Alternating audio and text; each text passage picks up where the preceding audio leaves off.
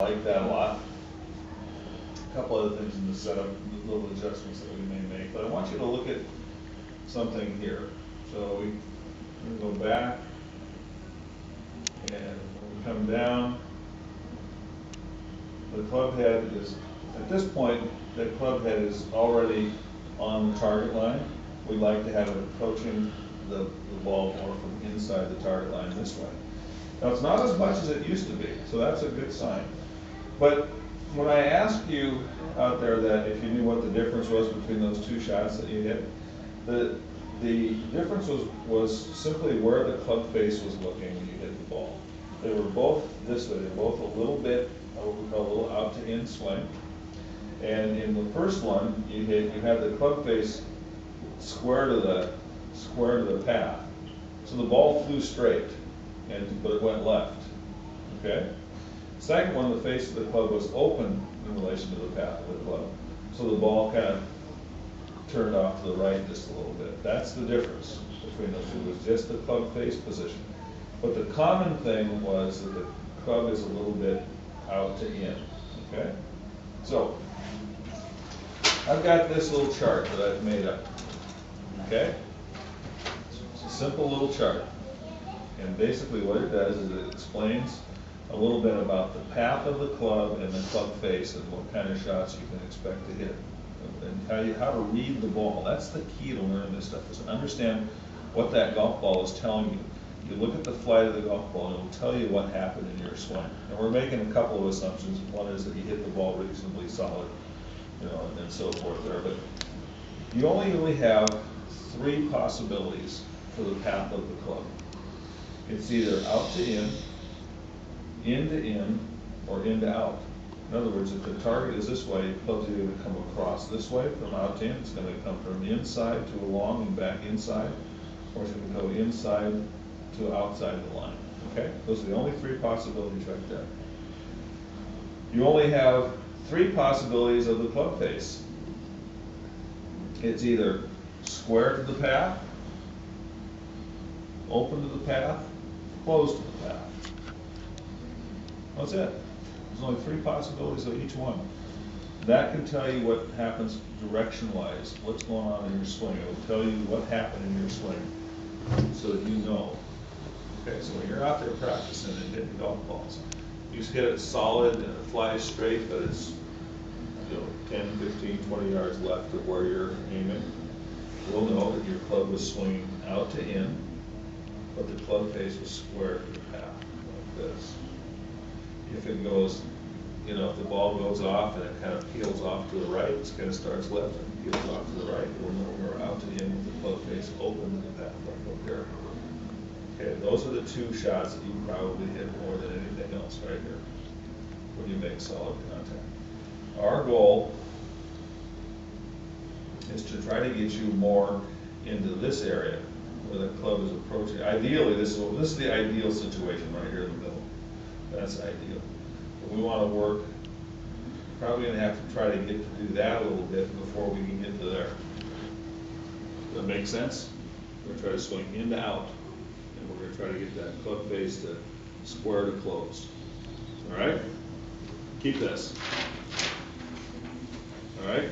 So, how are we going to get there? That's always the key. All right, let's go back and do a split screen now. Put you right here. We're going to talk about a couple of things, kind of little things that we can do in your setup. The first one is you have an extremely narrow stance here for taking a full swing. So what we're going to try to do is try to get your a much wider stance. Probably I want you to feel like you're more like shoulder width, and just get a little wider. Okay. And then the second thing is, we want to make sure that our weight is not out toward our toes. We want to make sure that our weight is even kind of between the ball and the heel of the foot. Did I use the toes up thing with you? Did I ever do that? Okay, what we're going to do is we're going to take that setup, we're going to widen the stance, and then what we're going to do is when we set up, we're going to actually curl our toes up like this in our shoes. And so if the toes are up off the ground, your weight's going to center where it should on your setup. if your toes are down, there's a tendency to kind of fall out toward your toes. So those are a couple things we're going to do. We're going to work on your little bit of stance width and making sure that you're in a decent balance at the ball. Okay? So let's look at this one now from both angles. Just so I should point out some things that I think you do exceptionally well. Beautiful, beautiful turn of the shoulders here to get your back to the target in a really nice position here. You know, your hips have turned reasonably well there. So that's excellent. I like the high hands here too. That's a really nice position.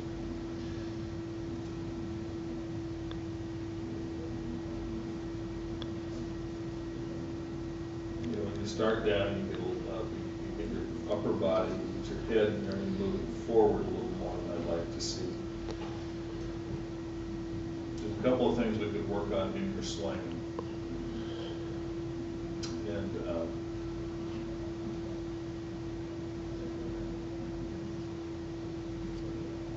I think that's the one I'm going to kind of focus in on with you, just trying to keep from shifting your upper body forward as you start down toward the ball. I got a little drill I'm going to show you. It's a real simple little drill.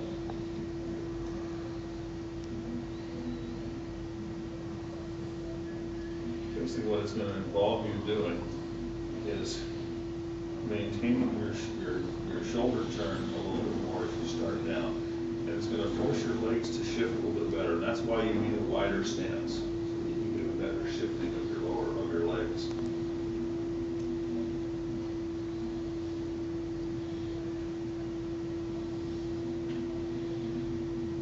Okay. Here's the second swing, which will probably look an awful lot like the first one.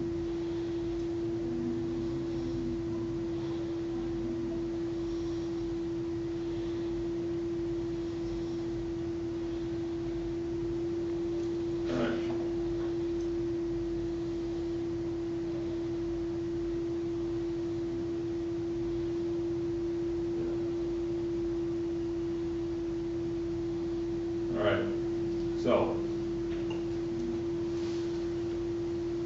my goal for all of my students is to have you kind of become your own coach in a way, your own swing coach, and understand, this is to help you with a little bit, is to kind of understand what that golf ball is telling you. If you know this kind of stuff, the golf ball, watching the golf ball will tell you everything you need to know about your swing. It'll tell you what happened. And so if you know what happened, then you have a chance to know what to correct. Okay? Does that make sense? That's what I want you to start to do that. It's going to take you, it's not going to happen instantly, like nothing in this game happens instantly, really, but you want to make sure that you start to understand that so you can kind of diagnose what's going on as you're hitting the golf ball and make some changes. All right? Now, I'm going to go back. I'm going to address one other question that we talked about out there on the range, and it's kind of how far to stand from the ball. Let's see, down more.